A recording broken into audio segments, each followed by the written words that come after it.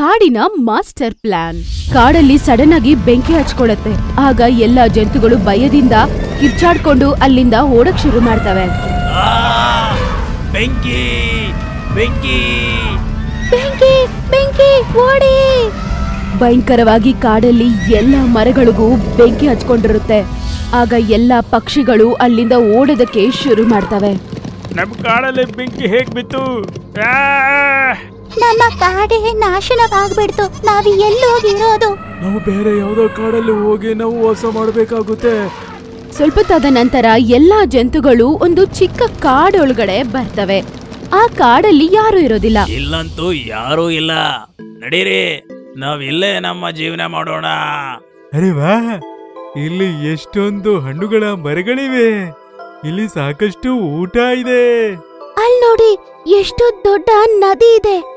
ಅದು ನೋಡಿದ್ರೆ ತುಂಬಾನೇ ದೊಡ್ಡದಾಗಿರುತ್ತೆ. ಇಲ್ಲಂತೂ ಊಟ ನೀರು ಎರಡೂ ಇದೆ. ಏನ್ ನೋಡ್ತಾ ಇದ್ದೀರಾ? ಎಲ್ಲ ನಿಮ್ಮ ಮನೆಗಳನ್ನ ಮಾಡಿ. ಎಲ್ಲರೂ ಆ ಕಾಡಲ್ಲೇ ಅವರ ಮನೆಗಳನ್ನು ಕಟ್ಕೊಳ್ಳೋದಕ್ಕೆ ಶುರು ಮಾಡ್ಬಿಡ್ತಾರೆ. ಮಾರನೇ ದಿನ ಅವರ ಮನೆಗಳು ತಯಾರಾಗಿರ್ತವೆ. ಅವರೆಲ್ಲರೂ ಅಲ್ಲೇ ತುಂಬಾ ಸಂತೋಷವಾಗಿ ಜೀವನ ಸಾಗಿಸೋದಕ್ಕೆ ಶುರು ಮಾಡ್ತಾರೆ.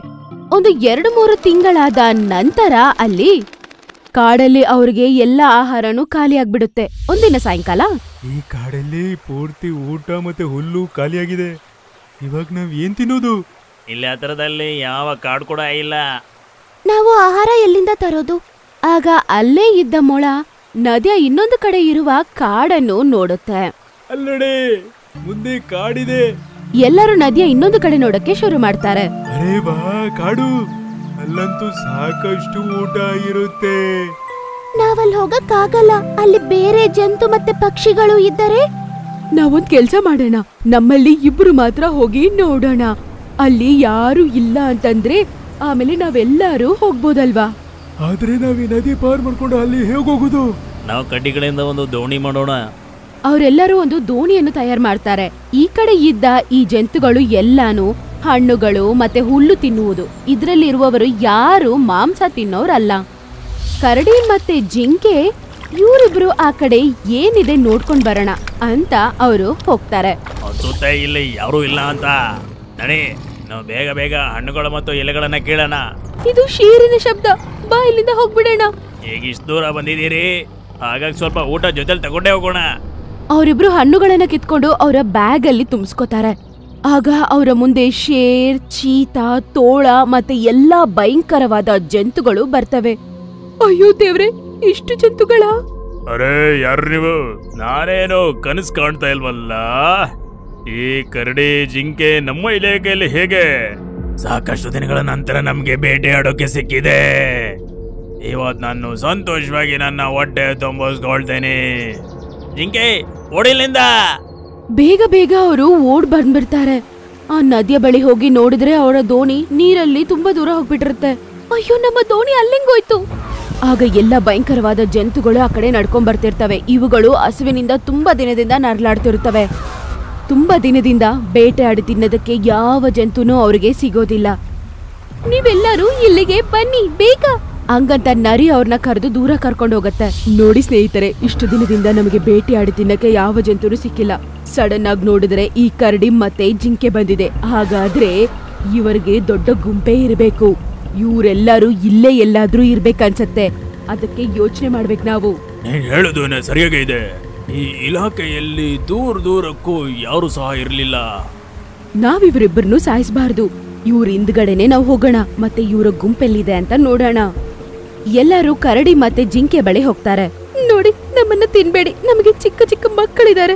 ಹೆದರ್ಬೇಡ, ನಾವು ನಿಮ್ಮನ್ನ ತಿನ್ನೋದಿಲ್ಲ, ನಾವ್ ಯಾರು ಹೊಡೆಯೋದಿಲ್ಲ. ನೀವು ಹೋಗಿ ನಿಮ್ಮ ಇಲಾಖೆಗೆ. ಆಗ ಕರಡಿ ಮತ್ತೆ ಜಿಂಕೆ ಆ ದೋಣಿಯಲ್ಲಿ ಕುತ್ಕೊಂಡು ಅಲ್ಲಿಂದ ಹೊರಡು ಬಿಡ್ತಾರೆ. ಅವ್ರು ನಮ್ಮನ್ನ ಸಾಯಿಸ್ಬಿಡ್ತಾರೆ ಅಂತ ನಾವ್ ಅನ್ಕೊಂಡ್ವಿ. ಆದ್ರೆ ಅವರು ತುಂಬಾ ಒಳ್ಳೆಯವರಾಗಿದ್ದಾರೆ. ಇದಕ್ಕೆ ಹೇಳ್ತಾರೆ ಚೀಟಿಯನ್ನ ನಮ್ಮ ಬುಟ್ಟಿಗೆ ಹಾಕೊಳ್ಳೋದು ಅಂತ. ಸ್ನೇಹಿತರೆ, ಬನ್ನಿ ಈಗ ಇವರ ಹಿಂದೆ ಹೋಗಿ ಇವರ ಇಲಾಖೆಗೆ ಹೋಗೋಣ. ಮತ್ತೆ ಅಲ್ಲೋಗಿ ಇವರ ಜೊತೆಗಾರರನ್ನ ತಿನ್ನೋಣ. ಆಮೇಲೆ ಹಿಂದ್ಗಡೆನೆ ಇನ್ನೊಂದು ದೋಣಿಯಲ್ಲಿ ಆ ಜಂತುಗಳು ಬರಕ್ ಶುರು ಮಾಡ್ತವೆ. ಅದನ್ನ ನೋಡಿದ ತಕ್ಷಣ ಅವರು ಕಾಡೊಳಗಡೆ ಹೋಗಿ ಬೇಗ ಅವರ ಜಂತುಗಳು ಎಲ್ಲರಿಗೂ ಈ ಭಯಂಕರವಾದ ಜಂತುಗಳ ಬಗ್ಗೆ ಹೇಳ್ತವೆ. ಅವ್ರು ನಿಮ್ಗೆ ಯಾವ್ದೇ ರೀತಿ ಹಾನಿ ಮಾಡಿಲ್ವಲ್ಲ? ಇಲ್ಲ ಅಣ್ಣ, ಅವರು ಪಾಪ ತುಂಬಾ ಒಳ್ಳೆಯವರು. ಇನ್ನೊಂದು ಕಡೆ ಈ ಜಂತುಗಳೆಲ್ಲ ಬೇರೆ ದೋಣಿಯಲ್ಲಿ ಬರ್ತಿರ್ತಾರೆ. ಆಗ ನದಿಯ ಮಧ್ಯದಲ್ಲಿ ಬರ್ತಿರುವಾಗ ಅವರ ದೋಣಿ ಇಲ್ಲಿ ಕ್ರ್ಯಾಕ್ ಆಗಕ್ಕೆ ಶುರು ಆಗತ್ತೆ. ಅರೆ ಇದು ಏನಾಗ್ತಾ ಇದೆ ಇಲ್ಲಿ? ಅರೆ ಏನಾಯ್ತು? ಆ ದೋಣಿ 2 ತುಂಡುಗಳಾಗ್ಬಿಡುತ್ತೆ. ಅವರು ನೀರಲ್ಲಿ ಬಿದ್ದ್ಬಿಡ್ತಾರೆ. ಆ ಆ ಎಲ್ಲಾ ಜಂತುಗಳು ಬೇರೆ ಬೇರೆ ದಿಶೆಯಲ್ಲಿ ಬೇರೆ ಬೇರೆ ಕಡೆ ಹುಡ್ಕೊಂಡು ಹೋಗ್ತಾ ಇರ್ತಾರೆ. ಇನ್ನೊಂದು ಕಡೆ ಚೀತಾ, ಶೇರ್ ಸಿಂಗ್ ಮತ್ತೆ ನರಿ ಮಾತ್ರ ಚಮೇಲಿ ಜಿಂಕೆಯ ಕಾಡತ್ರ ಬಂದ್ಬಿಡ್ತಾರೆ. ಅಯ್ಯೋ ದೇವ್ರೆ, ಇವತ್ತು ಸ್ವಲ್ಪದರಲ್ಲೇ ಬಚಾವಾದ್ವಿ. ಆಗ ಅವ್ರು ಮೂವರ ಮುಂದೆ ಆ ಜಂತುಗಳು ಕಾಣಿಸ್ಕೊತವೆ. ಅರೇ ವಾ, ಇಲ್ಲಂತೂ ಎಷ್ಟೊಂದು ಪ್ರಾಣಿಗಳಿವೆ. ಬನ್ನಿ ಹಲ್ಲೆ ಮಾಡೋಣ. ಅಯ್ಯೋ ಬೇಡ ಬೇಡ ಅಣ್ಣ, ನಾವು ಇವಾಗ್ಲೇ ಇವ್ರನ್ನ ಬೇಟೆ ಆಡಕ್ಕೆ ಶುರು ಮಾಡಿದ್ರೆ ಇವ್ರು ಹುಷಾರಾಗ್ಬಿಡ್ತಾರೆ ಅಲ್ವಾ.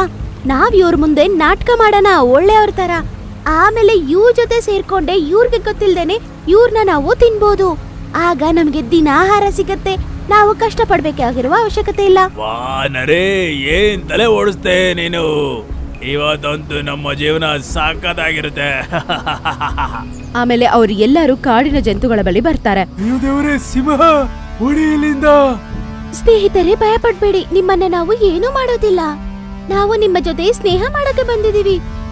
ಆದ್ರೆ ನೀವೆಲ್ಲರೂ ನಮ್ಮಂತ ಜಂತುಗಳನ್ನ ಸಾಯಿಸಿ ತಿನ್ನೋರಲ್ವಾ? ಆದ್ರೆ ನಾವು ಆ ರೀತಿ ಅಲ್ಲ, ನಾವ್ ಯಾರಿಗೂ ಒಡೆಯೋದಿಲ್ಲ. ಇವ್ರು ನಿಜ ಹೇಳ್ತಾ ಇದ್ದಾರೆ. ಇವರು ತುಂಬಾ ಒಳ್ಳೆ ಪ್ರಾಣಿಗಳು. ಸ್ನೇಹಿತರೆ, ನೀವು ನಿಮ್ಮ ರಕ್ಷಣೆಗಾಗಿ ನಮ್ಮ ರೀತಿ ತಾಕತ್ತಿರೋ ಪ್ರಾಣಿಗಳು ಬೇಡವಾ? ನಿಮ್ಮ ಪ್ರತಿಯೊಂದು ಅಪಾಯಕ್ಕೂ ರಕ್ಷಣೆ ಮಾಡ್ಬೇಕಲ್ವಾ?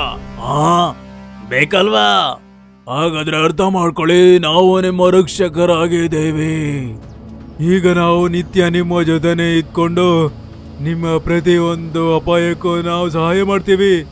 ಇದಂತೂ ತುಂಬಾ ಒಳ್ಳೆ ವಿಷಯ. ಶೇರ್ ಸಿಂಗ್, ಇವತ್ತಿಂದ ನಾವು ನಿಮ್ಮನ್ನ ಕಾಡಿನ ರಾಜ ಮಾಡ್ತೀವಿ. ರಾತ್ರಿಯ ಸಮಯ. ಶೇರ್ ಸಿಂಗ್, ಚೀತಾ ಮತ್ತೆ ನರಿ ಮೂವರು ಆ ಕಾಡಲ್ಲಿರುವ ಒಂದು ಗುಹೆಯಲ್ಲಿ ಕೂತಿರ್ತಾರೆ. ಇದಕ್ಕೆ ಹೇಳ್ತಾರೆ ಬುದ್ಧಿನ ಚೆನ್ನಾಗಿ ಉಪಯೋಗಿಸೋದು ಅಂತ.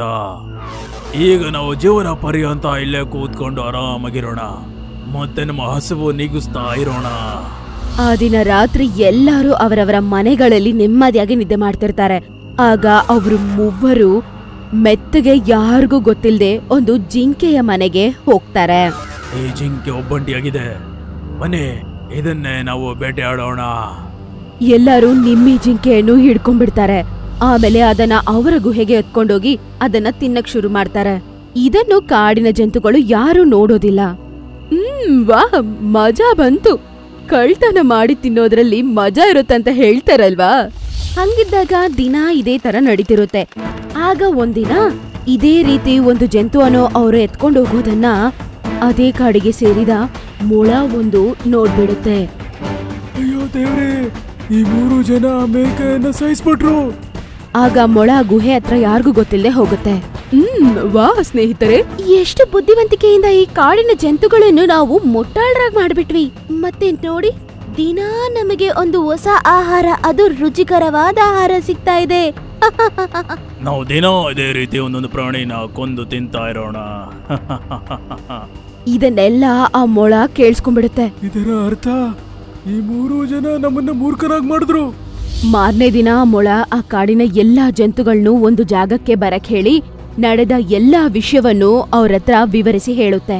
ಇದರ ಅರ್ಥ ಅವರು 3 ಜನ ನಮ್ಮ ಹತ್ರ ಇಷ್ಟು ದೊಡ್ಡ ಮೋಸ ಮಾಡಿದ್ದಾರೆ. ಈಗ ಏನ್ ಮಾಡೋದು? ನನ್ನ ಹತ್ರ ಒಂದು ಉಪಾಯ ಇದೆ. ನೀವೆಲ್ಲ ಸೇರ್ಕೊಂಡು ಮಣ್ಣಲ್ಲಿ ಒಂದು ಜಿಂಕೆಯ ಆಕಾರ ಮಾಡಿ, ನಾನ್ ಬರ್ತೀನಿ. ಮೊಳ ಆ ಗುಹೆ ಒಳಗಡೆ ಹೋಗುತ್ತೆ. ಅಲ್ಲಿ ಹೋಗಿ ನೋಡಿದ್ರೆ ಶೇರ್ ಸಿಂಗ್ ಕೂತಿರ್ತಾನೆ. ಮಹಾರಾಜ್, ನಿಮಗೊಂದು ಕೆಟ್ಟ ಸುದ್ದಿ ಇದೆ. ಕೆಟ್ಟ ಸುದ್ದಿ? ಮಹಾರಾಜ್, ನಿಮ್ 2 ಮಿತ್ರರು ಹೊರಗಡೆ ಮಾತಾಡ್ತಾ ಇದ್ರು. ನಾನು ಅವ್ರ ಮಾತು ಕೇಳಿಸ್ಕೊಂಡೆ. ಅವರು ಹೇಳ್ತಾ ಇದ್ರು, ನಾವು ರಾತ್ರಿ ಯಾವಾಗ ಬೇಟೆ ಆಡ್ತೀವೋ ಆಗ ಶೇರ್ ಸಿಂಗ್ಗೆ ಜಾಸ್ತಿ ತಿನ್ಬಿಡ್ತಾನೆ. ಅವನು ನಮ್ಗೆ ಸರಿಯಾಗಿ ಊಟ ಮಾಡೋಕೆ ಬಿಡೋದಿಲ್ಲ. ಏನೋ? ಹೌದು ಮಹಾರಾಜ್. ಮತ್ತೆ ಅವನು ಇದನ್ನು ಸಹ ಹೇಳ್ತಾ ಇದ್ದ, ಇವತ್ತು ರಾತ್ರಿ ನಾವು ಶೇರ್ ಸಿಂಗ್ ಗೊತ್ತಾಗದೆ ನಾವು ಕಾಡಿಗೆ ಬರೋಣ ಅಂತ, ಮತ್ತೆ ಬೇಟೆ ಆಡಿ ಪೂರ್ತಿ ಬೇಟೆನ ನಾವೇ ತಿನ್ಬಿಡೋಣ ಅಂತ. ಹಾಗಾದ್ರೆ ಅವರೇ ಇಬ್ರು ನನ್ನ ಹತ್ರನೇ ಆಟ ಆಡ್ತಾ ಇದ್ದಾರಾ? ಶೇರ್ ಸಿಂಗ್ ಆಚೆ ಹೋಗ್ಬಿಡ್ತಾನೆ. ನಡಿ, ಒಬ್ಬ ಏನೋ ಸಿಕ್ಕಾಕೊಂಡ, ಇನ್ನು ಇಬ್ಬರದು ನೋಡ್ಬೇಕು. ಇದೇ ರೀತಿ ಚೀತಾ ಮತ್ತೆ ನರಿಗೆ ಕೂಡ ಹೇಳುತ್ತೆ. ರಾತ್ರಿಯ ಸಮಯ. ಎಲ್ಲರೂ ಗುಹೆಯಲ್ಲಿರ್ತಾರೆ. ಚೀತಾ ಮತ್ತೆ ಶೇರ್ ಸಿಂಗ್ ನಿದ್ದೆ ಮಾಡ್ಲಿ, ಆಮೇಲೆ ನಾನು ಒಬ್ಬಳೇ ಹೋಗಿ ಬೇಟೆ ಆಡ್ತೀನಿ. ಇವರಿಬ್ಬರನ್ನ ಮಲ್ಗೋಗ್ಬಿಡ್ತೀನಿ, ಮತ್ತೆ ಒಬ್ನೇ ಹೋಗಿ ಬೇಟೆ ಆಡ್ತೀನಿ. ಚೀತಾ ಕೂಡ ಇದೇ ವಿಷಯ ಯೋಚನೆ ಮಾಡತ್ತೆ. ಮಧ್ಯರಾತ್ರಿ ಆಗತ್ತೆ. ಆಗ ಚೀತಾ ಕಣ್ ತೆಗೆದು ನೋಡ್ತಾನೆ. ನೋಡಿದ್ರೆ ಅವನ್ ಮುಂದೆ ಯಾರೂ ಇರೋದಿಲ್ಲ. ಶೇರ್ ಸಿಂಗ್ ಮತ್ತೆ ನರಿ ಓಡೋಗ್ಬಿಟ್ರು. ನಾನು ಅವ್ರಿಗಿಂತ ಮುಂಚೆನೆ ಹೋಗಿ ಬೇಟೆ ಆಡ್ಬೇಕು. ಚೀತಾ ಆಚೆ ಬರ್ತಾನೆ. ಆಗ ಅವನ ಮುಂದೆ ಮಣ್ಣಿನಲ್ಲಿ ಮಾಡಿರುವ ಜಿಂಕೆ ಇರುತ್ತೆ. ಜಂತುಗಳೇ ಮಾಡಿ ಅದನ್ನ ಅಲ್ಲಿಟ್ಟಿರ್ತಾರೆ. ಅರೆ ವಾ, ಜಿಂಕೆ ನಡಿ, ಇದನ್ನೇ ಬೇಟೆ ಆಡೋಣ.